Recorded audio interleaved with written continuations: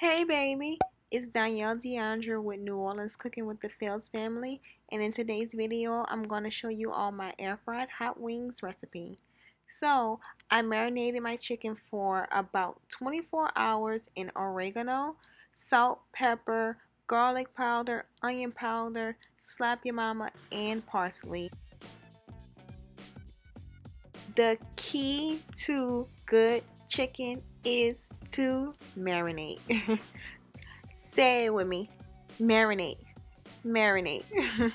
So go ahead and season your chicken and put it in a plastic bag and let that chicken marinate. I'm going to zoom you into my chicken so you can see how these spices are sitting on this chicken, and then I will let this video play because this is more of a watch and learn video. If you have any questions, leave them below.